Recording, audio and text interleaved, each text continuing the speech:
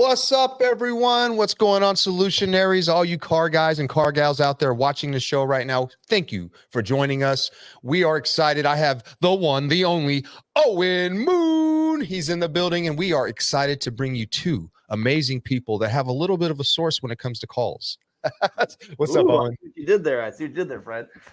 Good to be here, man. Another great Fix Ops Friday. I can't believe we're into May. Wow, this year's flying. Don't even have any real conferences. Well, I guess I got a couple conferences coming up, but yeah, the spring conference season is a little lighter than normal. So it's interesting as we're heading into summer here. So yeah, it's a little different. I think we all got used to the digital dealer that was going on every spring, right? And that didn't really happen the way that it normally happens. So I think that kind of changed the projection of where people were going to do this spring. So, which I'll be honest, I needed a little bit of a break.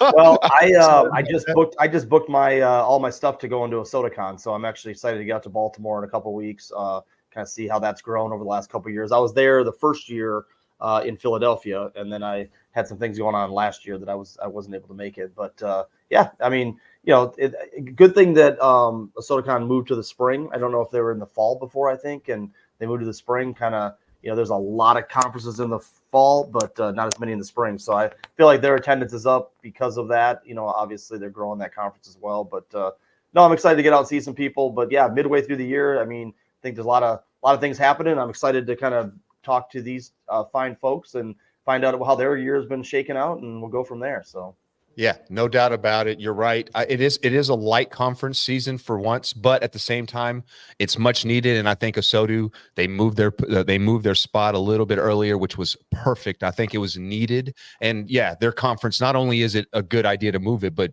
to your point, it's a growing conference. Everybody, it's the third year now. I'm excited. I'm actually not going to be there, Owen. I apologize. I wish I was there. I'm just busy. I'm going to be at some dealerships. I have work to do. That's good. Got real work, right? The real grind. Well, that's the fun work, the stuff that I love to do as a solutionary brother. So I'm super excited about that. But yeah, I'm excited about today's show. We've had this set up. These are two people that I've actually had some good conversations with in the past, and we're still continuing that conversation. But to have them on the show to talk a little bit more about what they're doing got me excited. So I'm so glad that you were able to connect with them and get them on the show, Owen. Perfect timing for this. I'm pumped up. I'm excited about today. So you ready to get them on here? Let's go. Let's do it. For one, I always do ladies first. So we got to bring her up. This is somebody that I've met over at conferences over the years, and she has always brought a great energy with her. So I'm excited to bring her on the screen because I know she's going to bring that same energy because that smile she has is contagious, right? So let's bring her on. The one, the only, Gina. Yeah. That's right. What's going on? How are you? Gary, I'm great. Thank you guys so much. I'm pumped. It's my first ever podcast, so let's bring it. What I always love being people's first because when it comes to these shows, we make it easy on people and we're going to make it fun on you. So let's get ready to bring the second person on. This person is an amazing solutionary out there doing big things. Also, he's got a really unique name. I'm excited to even say it. It's Mr. Pogo Parr. What's going on, brother? Hey, what's up, guys? There we go. There we go. Bringing the party, huh? Yeah, that's right. Yeah, it's always a party here on Fix Ops Friday because it's Friday, right? And on Fridays, we always like to have a little bit of extra fun. I'm drinking on a coffee, but if you're out there and you have a little extra inside there, it's okay too. It's Friday. Let's have fun. It's 5 o'clock somewhere, just not on the East Coast yet, but soon enough, right? So let's have some fun today. Awesome. Thank you both coming on. CallSource. What a great company. What a great idea. I'm excited to talk a little bit more about that. This is Fixed Ops, so let's just talk about how that all goes together. So I'm going to start.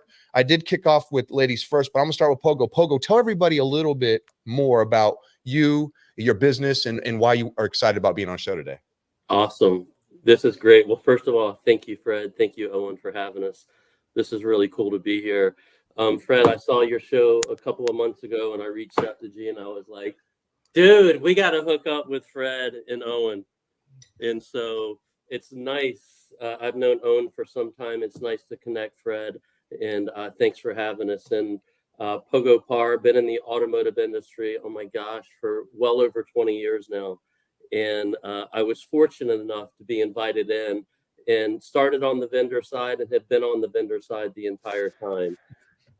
learned the business selling for an old school business called Trader Publishing that had the Automart and Auto Mikados and then the Auto Trader magazines. And so we're in there. Fred, probably well before your time, man. I just look young. I promise. You pick those up. And so when I was over there for many years building that organization, we were always challenged to find out the value of a shopper, right? A shopper, a paid shopper versus a free shopper, because we got into the free distribution. So I got in touch with CallSource many years ago because I was interested in recording the calls from the paid pub to the free pub and learned that both shoppers were created equal by recording the calls.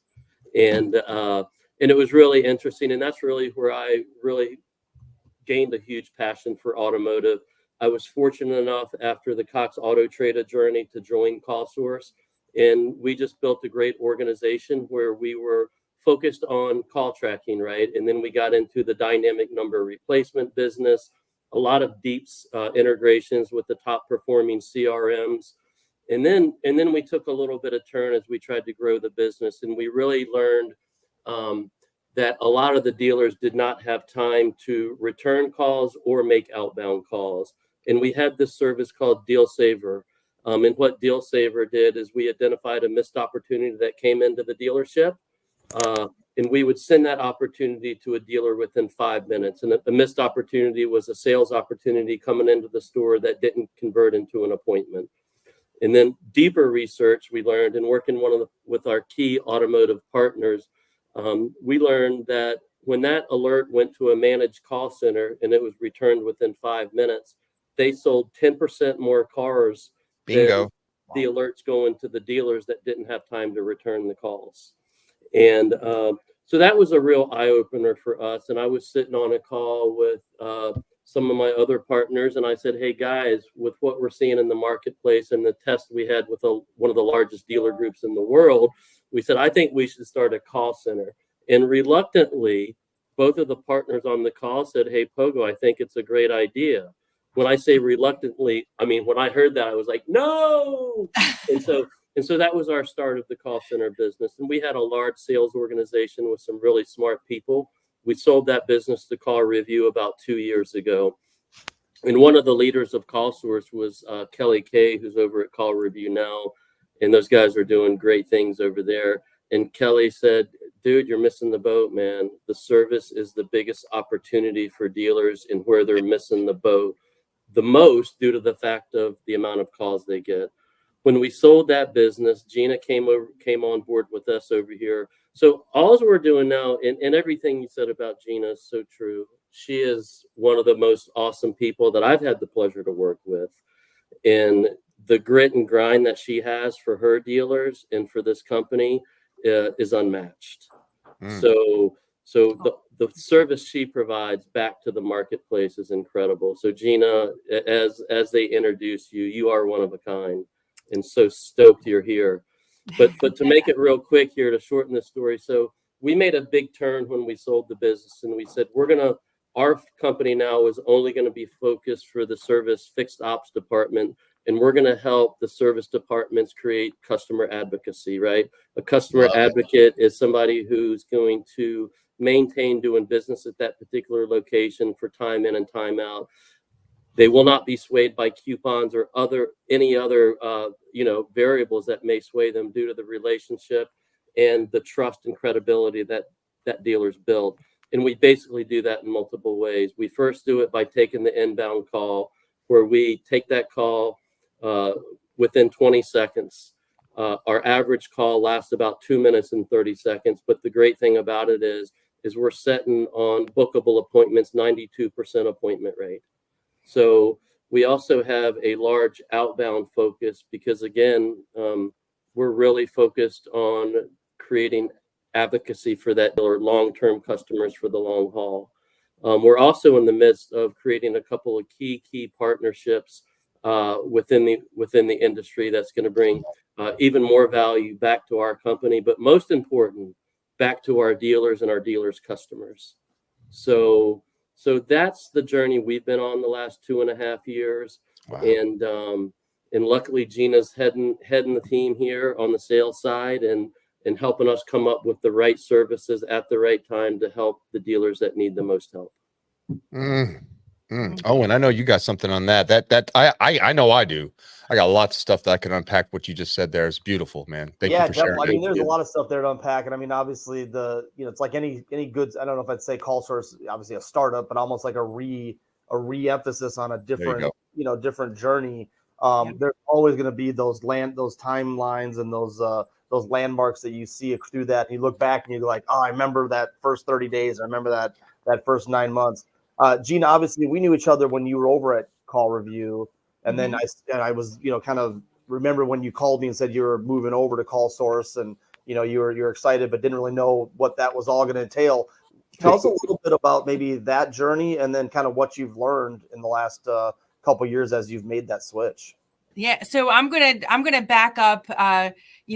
Pogo's mention of Kelly K. I mean, anybody that has used Call Review as a solution or any type of tracking program, the insights are very clear. The results are very clear that the service department needs a lot of love. And so, I got real passionate. I've always been passionate about BDC, customer engagement, employee engagement and appreciation, and profit. So there's just no denying that. So those three things are all encompassed in what we do, and really the foundation of why I chose to come to CallSource and to ride this out, because we are truly making an impact just by simply making customer advocates, connecting with dealers, and helping them move the needle in so many different ways. There's gaps that are identified in terms of just connecting the call, servicing a customer, fulfilling the need, the human engagement. I mean, there's so many levels to, what it's like when you're calling into a dealership and what your expectation as a consumer is versus what you're getting. And sometimes when you got to make multiple calls back in, what does that look like? How frustrated can you get? And do you want to just throw your phone or drive to a different dealership? So what we're trying to do and what we are doing, and a lot of the dealers who are with us will agree that, I mean, it's a very significant impact, and it's very timely. And I think that that's why I'm here. So my journey really just came from, hey, here's the problem. Let's fix it. Let's fix the problem. And why not do it with a company that has 30 years of backing, of understanding, of assessing over 5 billion calls, right? I mean, the proof is in the pudding, and that's what it's all about for me. So that's no awesome. way to not be passionate. I know, right? Well, and it's funny you say that, because I know some things that have happened since COVID, and just even in the last, let's say 4 years, just from 2020 on, there's been a lot of things that we've exposed in the industry, right? And I think one of the things that got exposed pretty early was some of our personnel issues. So there's been a lot of companies that have popped up the last 4 years that are helping dealers solve that, whether it's service BDC call centers that are outsourced. Obviously, you have technology out there that are doing AI scheduling and things like that. There's just, I can name on two hands probably companies that weren't around 4 years ago that are now here. Not this, obviously you guys weren't a new company, but there's a lot of companies that are popping up that are doing service BDC because dealerships need this. They know that they can't always do everything internally and do it well. So, but I know that's also a big concern. And Fred, maybe you hear this when you're out, training stuff. How do you guys overcome some of that concern about, I don't want, an outsourced company to, handle my customers, or to be that front facing person? Are you guys finding that is, kind of a concern of dealers even today, as they're, even though they are short staffed? I totally see that everywhere. That's been a problem before, way back in the day. I think always outsourcing has always been a scary thing, because we believe, and it's tough to put faith in people you don't get to see, and they don't see your community. They don't know your people, right? That's how we feel at least, right? I don't know. So they struggle with that, but they also know it is necessary in a lot of cases. If anywhere, it's more necessary is in the service department, right? Making sure that those, because there is a lot of calls to be fielded, right? And the thing about those calls is that there's always so many problems. So the training on that has to be very high. It's very difficult because it's always a different issue. You know, these cars, they all have different parts that go wrong with it, right? And there's different customers with different personalities. And, you know, and if it's somebody who, you know, doesn't have good communication between, like, you know, the purchase of the car, like we've talked about on the show before, and knowing, like, you call and say, hey, I got a warranty. Like, I don't know if you do. And they should, and stuff like that. That stuff can really break down. So it's a very touchy subject. BDCs, it's a very touchy subject talking to customers on the phone. It's very hard. Everywhere, no matter whether it's in BDC for the service department or BDC for sales department, it's tough. It's a tough game. It's a really tough.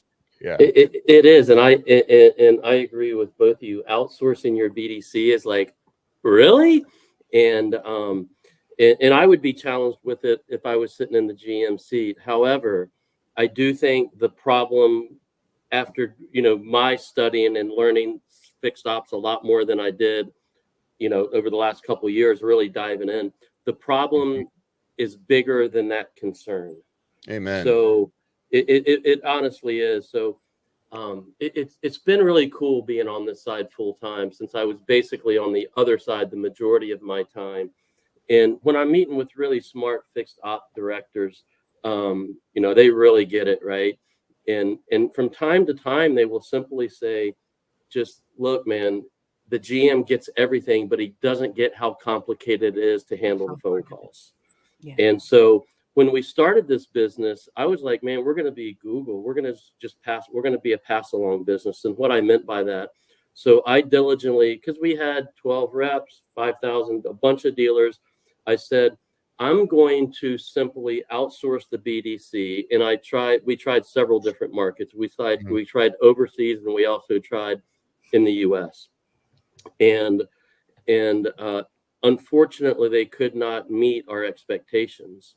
The other challenge with the company when we started it was we went from a pretty cool tech company, you know, doing pretty cool stuff, deep integrations, a lot of the data analysis that looked really cool in reporting. So we went from this really cool tech business to this, oh my God, this human people powered business that doesn't have a lot of cool functionality to it, which didn't make us feel real good.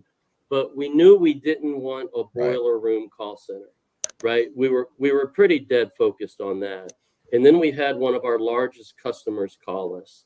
And I'm going to just do name dropping here, and I hope everything's cool. It was a large dealer group of ours called Indigo Automotive, and they had a lot of Highline stores, including the Rolls-Royce brand. And we had our key contact call us, and they said, hey, man, I want you to take over our calls. I said, man, I'd be happy to take over your service calls. He said, no, I want you to take over our first call. And I said, uh-oh.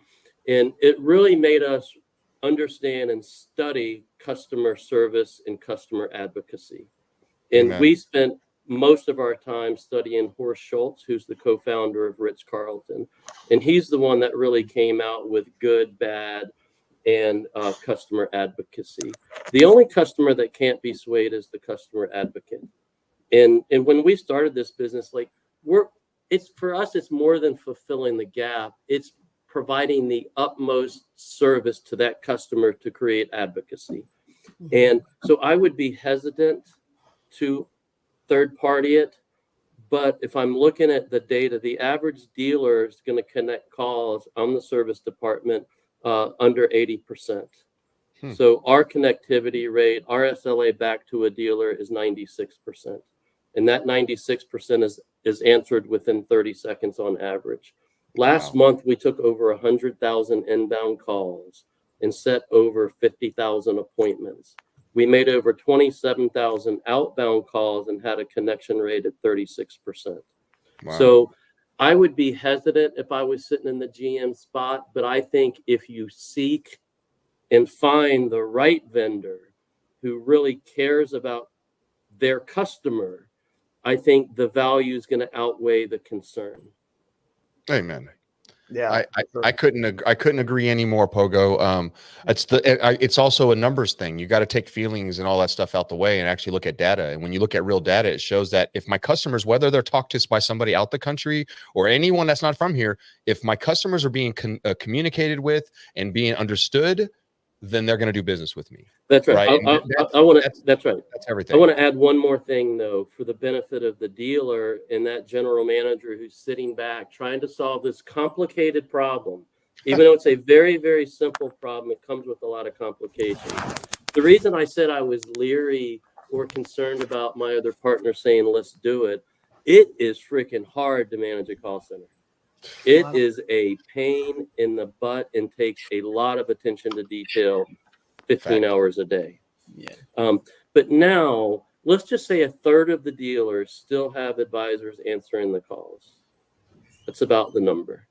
Mm-hmm. So a third have internal, small percentage are using full-time AI.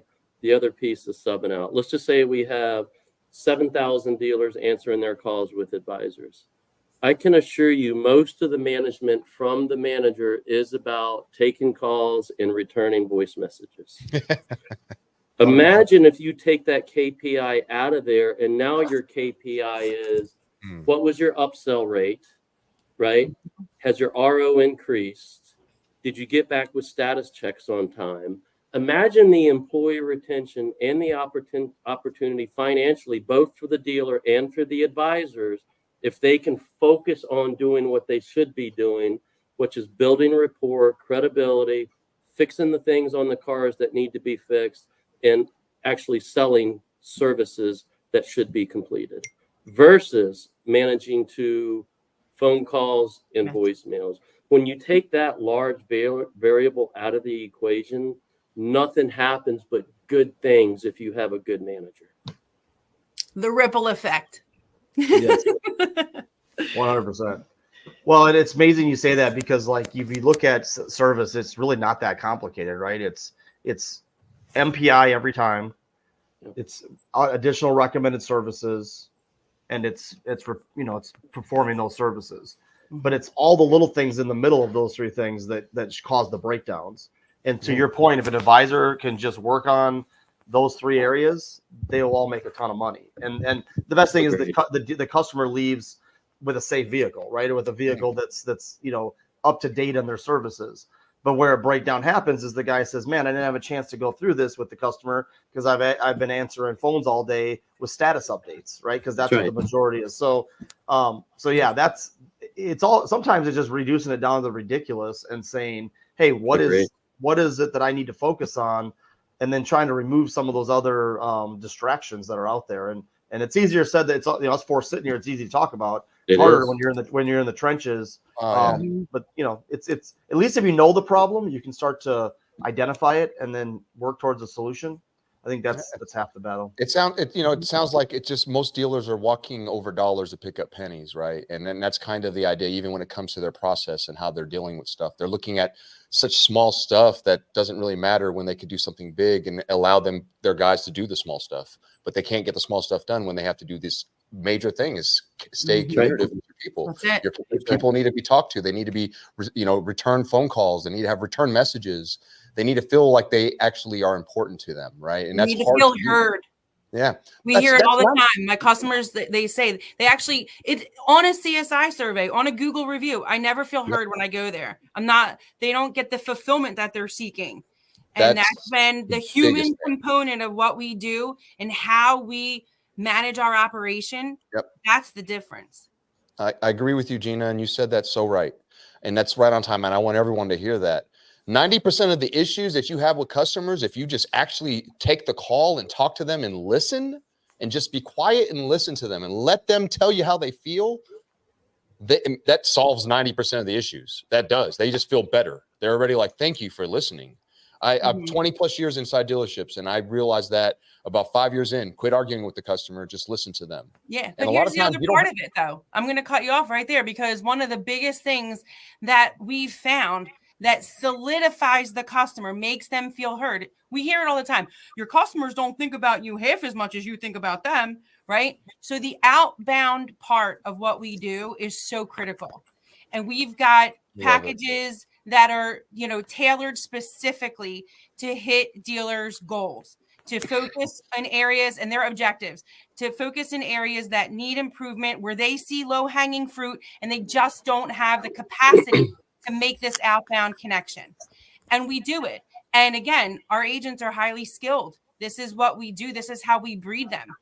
We know what's the messaging, what's the sales psychology behind making a connection with the customer, making them feel heard, making them feel special, understanding, fulfilling their need, and more than anything, making an extension of the dealership we are the extension of the dealership, but ultimately making an extension of service to the service guest outside of the dealership to bring them in.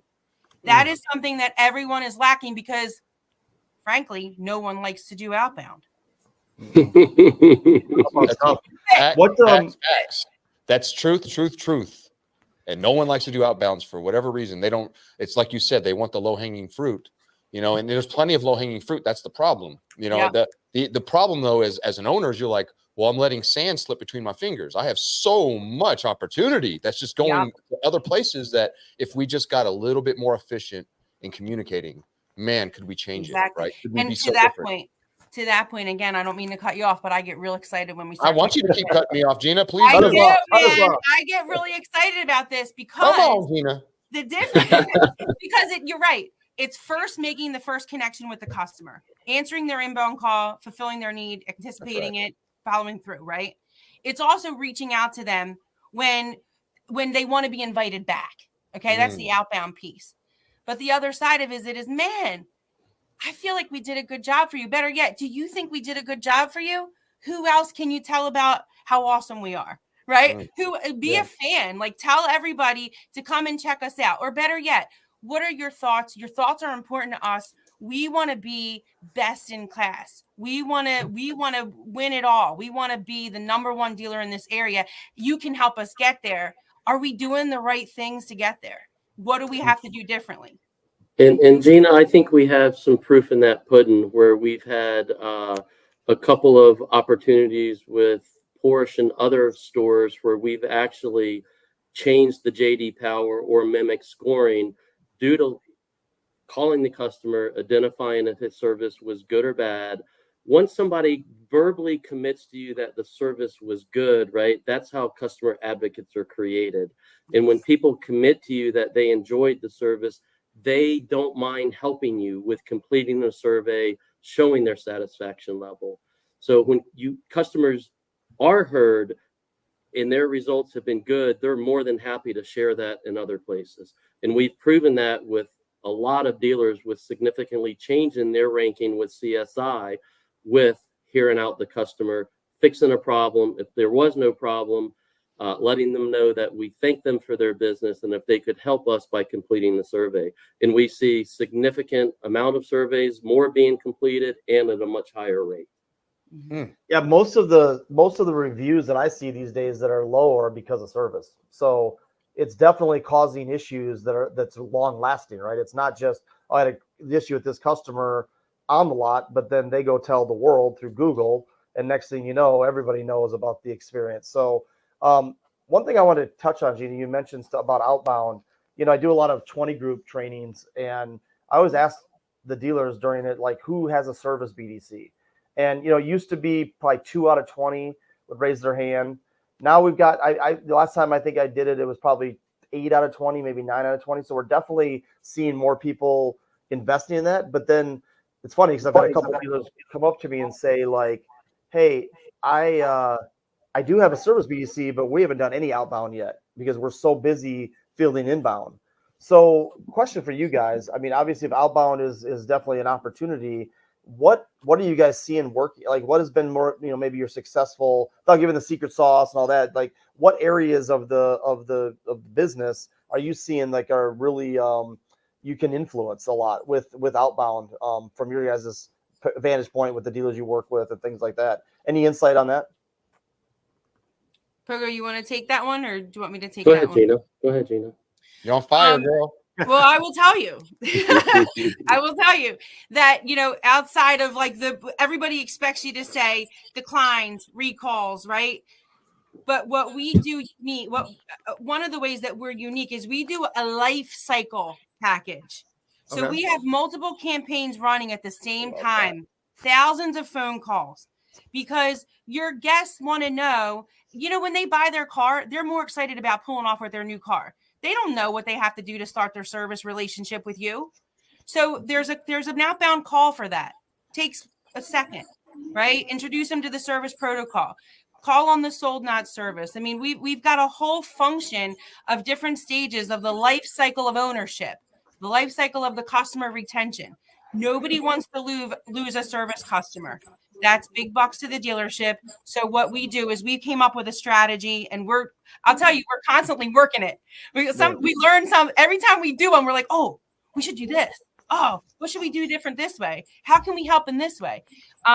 So we're very nimble. And I think that has allowed us to build a program that can really turn some wheels in the right direction from an outbound perspective, 100%. Nice. I like that. That's a great answer, and like we said a little bit ago, nobody likes doing outbound. So if you understand, I didn't say that. You said that. Okay. People in general don't like to do outbound, right? So, but at the end of the day, there's so much gold in those hills, and we just got to dig for those. It's a little bit more work, but there's people out there that want to do the work. There's companies out there that can help you get that work done.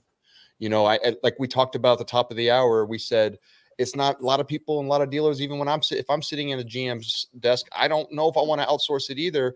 But when I look at numbers and I look at statistics, I should. If I really want to grow that department and help my team feel like they have support, help my team feel like they don't have to do all the little administrative work that to them is tedious. And they're like, man, I want to take care of it, but I have so many other things I need to take care of. It's kind of, which one do I have to do today? But we could take that away.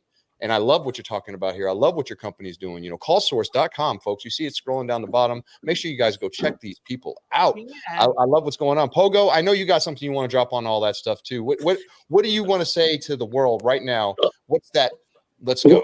Basically, what I was going to say, for those folks that are sitting there saying I'm hesitant to outsource it, I would look at CallSource's almost like Intel. We've already designed the box. You get to customize what's in your box, but you don't only get to customize it, you also get to manage it, right? So that means we're on calls on a daily basis with new dealers, discovering what needs we need to have to make that customer experience better.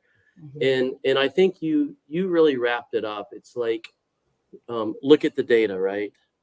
Look at the data. If you use a great either internal or external BDC, but look, the dealers that have an internal BDC, as all the dealers know, they are a pain in the ass to manage. And in an in-house BDC isn't 1 to 2 people, right? Because there's no way 1 to 2 people can get the amount of work done that needs to get done with both inbound and outbound. So I would say the data should dictate your decisions, right? Data and retention rates, right? If you have a lot of defection going on with the service department, even if your absorption rate looks good, it is going to start declining. Absorption rate is going to be a factor of retention and, right, who's staying with me and who's defecting. So I would say, look at the data. Be optimistic. Know you can create a higher RO value, a better service for your customers, and a better experience for your employees. Most service advisors aren't there to be a receptionist. They're there because they probably came up through the tech job, love the automotive space, love the fix op, promoted to fix ops, and they are still there because they have a great understanding of cars and want to help consumers get back in their car the right way. So I would say let them do that, hold them responsible for retention, higher RO count, and hold a company like CallSource or your internal team accountable for the metrics that you need. I love that. And also managing a local BDC at your store, right? It also takes a full-time manager. If you don't have a full-time managing your BDC, it's probably not being managed that closely, but also call outs, training, sick, vacay. Like Scott Davis is a good associate of mine, the owner of Volley, and we are on Volley because we love his platform. It's an amazing and platform. He's Amazing. cool, man. And I throw the ball around a lot with Scott, and he's like, dude, I'm telling you. And he knows the business as well as anybody, and he has a lot of dealers on his BDC agent platform. Mhm. He still passionately believes every dealer should have an overflow rollover for when they can't take the calls. I agree. You have to. Got to have a protection, man. If you're not doing that, you're losing customers, and they're going to go to other places because it's that type of a world, and they have to feel important. They Gina do. Yep. You just hit the nail on the head, right? Creating advocacy is trust, credibility, and making them feel they're known. Special. Amen. Amen, brother. That's what we're here to do, man. That's what we're I love that, man. And this has been an amazing show. I really hope that you dealers out there that are even thinking about, or you're right on the fence, like, should I do this? You just pushed you over the edge. It should have. If you have any questions, or if you need a little bit of a shove, give them reach out to them at callsource.com down there. You can reach out to me at Fred at carguycoffee.com. I'll make sure I get you in touch with Gina or Pogo. And of course, you can reach out to Owen anytime. Owen's always happy to help his dealers and anybody that he knows make it to the next level too. That's what Owen's been doing for years, and he's still doing it now. I love watching what Owen's doing. So we appreciate you all so much. Is there any final words that you all have, or Owen, do you have anything you want to say?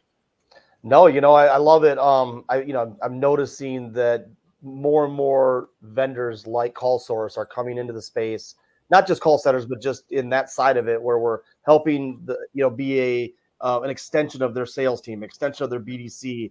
Yes. You're never there. It's kind of like AI, right? They talk about, well, is AI going to replace, people?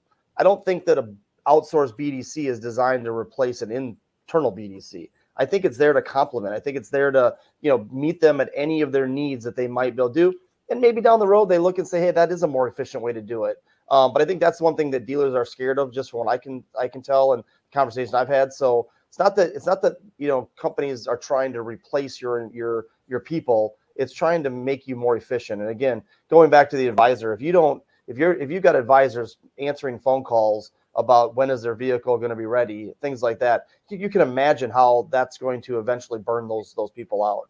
Let them focus on the important things, which is making you money. And I think that's what great outsourced BDC like CallSource can provide, is just that efficiency factor that a lot of dealerships don't have, and have, like you said, haven't had for years in a lot of places. But I think it's being more and more identified today, and really to Pogo's point, the data will tell us where can we help and where can we not help. So good work. Keep it up. Obviously, I'll always be cheering for all my friends. So if anybody needs anything, definitely reach out. I can help get you in touch. So Thank you, Owen.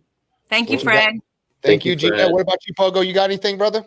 Man, just bring it, right? Let's do it, right? Let's do the right thing and create long-term customer retention. I love that. And that's exactly right. What about you, Gina? What you want to drop? We're here for you, man. We're here. We want to take the action, take the bull by the horns, and make it happen. That's all. That's right. I like that. That's right. Cowboy up. Let's go. Let's have some fun. Have some fun. It's what it's all about. And not only will you get a great company by just having a conversation, but you'll get some great information, worst case. And I know that today they dropped a lot of great tips. If you just take one of these things and apply, I promise you will grow. Stay consistent, my friends, and keep doing it. Folks, before we get out of here, we always do one thing. We got to drop F-bombs. These F-bombs? Got to drop some F-bombs. These don't offend the moms, though. These are the forgive, the focus, and the fly, all right? So there comes the dance move with it, all right, Pogo? I don't know if you know. I'm in. Do you remember? We're going to focus, and we're going to fly together on a count of three. So everybody on a count of three, hands on your shoulders. 1, 2, 3. Forgive. Focus. Fly. And keep growing. All right, y'all. Thank you so much for this show. This was another wonderful TikTok Friday. I appreciate you all. Folks, if you need to get in touch with them, you see it scrolling down there. CallSource.com, or you can reach out to either Owen or I. We'll take care of y'all. You guys be blessed. We'll see you all soon.